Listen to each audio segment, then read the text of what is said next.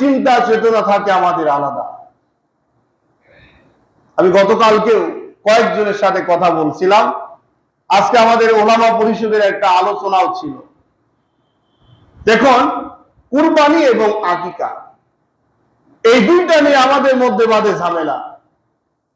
উত্তম পন্থায় যখন আপনাকে কেউ মাসলা দিবে অথবা আপনি কারো থেকে সমস্যার সমাধান নিতে যাবেন, তখন আপনাকে উত্তম মাসলা যেটা, উত্তম ফয়সালা যেটা, সেটাই গ্রহণ করতে হবে। আকিকা হলো সুন্নাত। আকিকা কি বলেন? আকিকা সুন্নাত। কোন দিন সুন্নাত? আকিকা হলো বাচ্চা পৃথিবীতে আসছে 7 দিনের মধ্যে আপনাকে আকিকা করা হলো সুন্নাত। 7 দিনের মধ্যে বাচ্চার নাম রাখবেন, চুল কামাবেন, আর আপনি সেই দিনকে চুল কামিয়ে চুল পরিমাণ স্বর্ণ বা রূপা ওই পরিমাণ অর্থ দান করবেন। সন্তানের নাম রেখে আপনি হলো আকিকা দিয়ে ফেলবেন। এটা হলো সুন্নাত। আমরা 40 বছর বয়স হয়ে গেল, আকিকা এখনো দেয়া হয়নি। এবার সিদ্ধান্ত হলো কুরবানির চাঁদ যখন উঠলো, সুযোগ যখন পাইলাম, বাড়ির যে গরুটা ছিল গরুটার বয়সও শেষের দিকে, নিয়াত করলাম এ তো বাজারে বিক্রিও হবে না, এটা কুরবানি দিয়ে দিলাম। আছেন এরকম? বলেন। কুরবানি দিয়ে দিলাম, নিয়াত করলাম। এবার চিন্তা করলাম বংশের মধ্যে বউ সওয়াল মেয়ে পরিবার ঠিক মতো আকিকা তো দেওয়া হয়নি। এবার বললেন ঠিক আছে, তোর নামে আকিকা, তোর নামে আকিকা, তোর আকিকা, অমুক তমুক দিয়ে 2টা ভাগ কুরবানি দিয়ে দিলাম। আসলে কি হলো বলেন? রাসূল সাল্লাল্লাহু আলাইহি ওয়াসাল্লামের এবার আলোচনা দেখেন। নবীজি তার কলিজার টুকরা নাতি বড়টা যখন আসলেন, পৃথিবীতে আসার পরে রাসূল সাল্লাল্লাহু আলাইহি ওয়াসাল্লাম তার নামে 2টা প্রাণীকে জবাই করলেন। কয়টা? 2টা প্রাণী জবাই করলেন। কুরবানির মধ্যে ভাগ ঢুকিয়ে রাসূল সাল্লাল্লাহু আলাইহি ওয়াসাল্লাম কুরবানি এবং আকিকা এক জায়গায় করেন নাই, 2টা করলেন। পরবর্তী যখন ছোট নাতি আসলেন, সেই সময় একটা দিয়েছিলেন, অভাব অনটন চলছিল। এখন কুরবানির চাঁদ ওঠার পরে আল্লাহর কাছে সবচাইতে পছন্দনীয় ইবাদত যেটা, সেটা হলো কুরবানি। সেটা হলো কি বলেন? কুরবানি। কুরবানি দেওয়ার শর্ত হলো 4টা। যিনারা কুরবানি দিবেন শর্ত হলো 4টা। প্রথম নাম্বার শর্ত, আপনাকে মুসলমান হতে হবে। কি হতে হবে বলেন? মুসলমান অর্থ হলো আত্মসমর্পণকারী, মাথা নতকারী, নামাজি। খালি মাথা কাটা মুসলমানে কিন্তু ডাকা হয়নি এখানে। অমুসলিমরা কুরবানি দিতে পারবে না। কুরবানি দিবে ওই ব্যক্তি যিনি হলো আল্লাহর প্রিয় ব্যক্তি। ইব্রাহিম আলাইহিস সালামকে আল্লাহ রাব্বুল আলামিন বলেছিলেন, তোমার সবচাইতে কলিজার প্রিয়তম বস্তুকে তুমি কুরবানি দাও। ইব্রাহিম আলাইহিস সালাম খুঁজে খুঁজে পেয়েছিলেন, আমার সবচাইতে কলিজার টুকরা সন্তান আমার কাছে বড়। আমরা তো এখন কুরবানি কেনার পরে ওই রাতটাও বাড়িতে রাখতে চাই না, জায়গা নাই যে। ওই রাতটাও বাড়িতে নাই, পারলে যেখান থেকে কিনছি ওখানে জবাই করে বস্তুটা শুধুমাত্র আনতে পারলে বাঁচি। ঠিক না বলেন? কুরবানির প্রতি একটা ভালোবাসা, মহব্বত সৃষ্টি করার কোনো সুযোগই নাই। তাহলে প্রথম শর্ত হলো আপনাকে মুসলমান হতে হবে।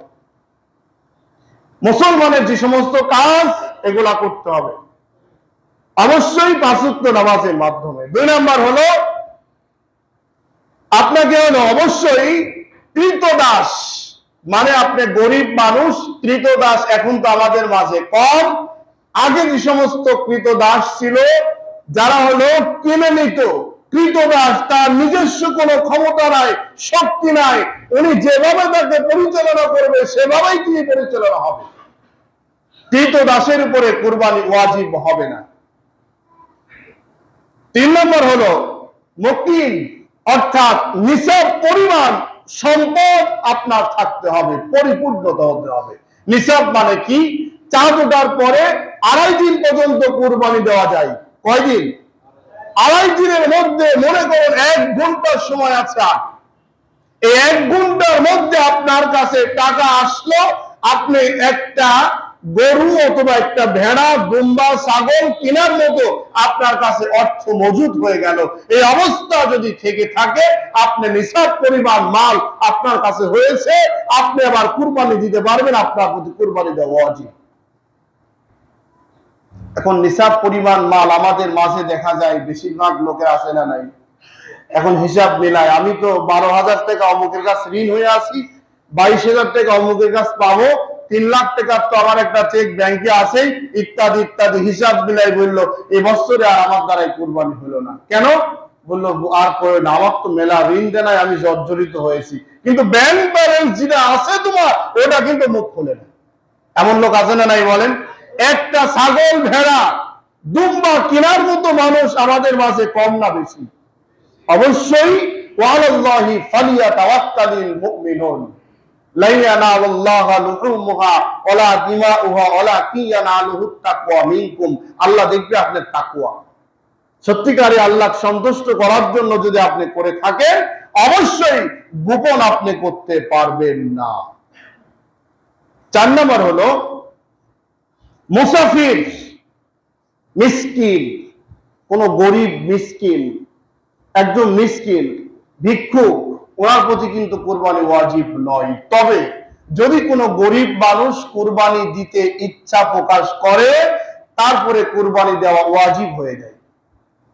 আপনি কুরবানি ওয়াজিব হয়েছে আপনার প্রতি, আপনি আবার কুরবানি কিনে আনলেন, আনার পরে কুরবানি দেওয়ার আগ মুহূর্তে কুরবানি মারা গেল, আপনাকে আল্লাহ ছাড় দিবে। আপনি যদি সম্ভব হয় আরেকটা কুরবানি কিনে দেন, আর যদি সম্ভব না হয় ফি সাবিলিল্লাহ, আল্লাহ আপনাকে মাফ করবে। কিন্তু যেই মানুষটার প্রতি কুরবানি ওয়াজিব ছিল না, উনি নিয়ত করলেন আমি কুরবানি দিব, কুরবানি মারা গেলেন, হারা গেলেন, কোন একটা দুর্ঘটনায় লিপ্ত হয়ে গেল, পরবর্তীতে কিন্তু ওই চাঁদে ওই মুহূর্তে তাকে আবার কুরবানি কিনে দিতে হবে। এটা জরিমানা। এটা কি বলেন? কেন? ওনার প্রতি ওয়াজিব হয়নি, উনি যখনই ইচ্ছা করলেন তখনই তার প্রতি ওয়াজিব, নিয়াত করার পরে ওই নিয়াত পূর্ণ করা হলো ওয়াজিব হয়ে যায়। এজন্য আমার ভাইয়েরা, কুরবানি কেনার সময় চলছে, অবশ্যই এই মেমোরিতে রাখবেন, আকিকা এবং কুরবানি দুই জিনিস। আকিকা না দিলেও কুরবানি হবে, যদি আপনি সম্ভব হয় আগে কুরবানি দিতে হবে, এরপর আপনি কুরবানির সাথে আকিকা আপনি দেন, অসুবিধা নেই।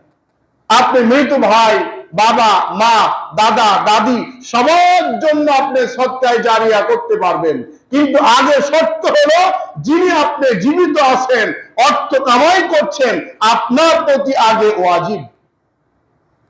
মৃত মানুষের প্রতি কিন্তু ফরজ হয় না, মৃত মানুষের উপরে কোরআনের আইন জারি হয় না। কোরআনের আইন জারি হয়, শরীয়তের বিধান জারি হয় তাজা থাকা অবস্থায়। তাহলে আমরা যারা তাজা আছি, আমরা আগে বিবেচনা করে দেখব আমার প্রতি কুরবানি যদি ওয়াজিব হয়, আগে ওয়াজিবটা পালন করব, এরপরে যদি আমি আকিকা দিই, সাদকা করি, দান করি, যা খুশি তাই করি, সেটা পরের সাবজেক্ট। কিন্তু ভাইয়েরা, এই আকিকা আর কুরবানি ঝামেলা করেন না। এই আকিকা আর কুরবানি নিয়ে ঝামেলা করা দরকার নাই। আগে যেটা আগে করে দেন, যেটা পিছনে চলে গেল সেটা পিছনে করেন। আল্লাহ যেন কথাগুলা বোঝার তৌফিক আমাদের সকলকে দান করে, আমরা বলি আমিন। এরপরেও যদি কারো মেমোরিতে ক্লিয়ার বোঝার মতো না হয়, পরবর্তীতে আবার প্রশ্ন করে সঠিকভাবে উত্তম পন্থায় আকিকা এবং কুরবানি যেন দেওয়া যায়, এই বিষয়টা জেনে নেবেন ইনশাআল্লাহ। আল্লাহ যেন তৌফিক দান করে, বলেন আমিন। আসসালামু আলাইকুম ওয়া রাহমাতুল্লাহ।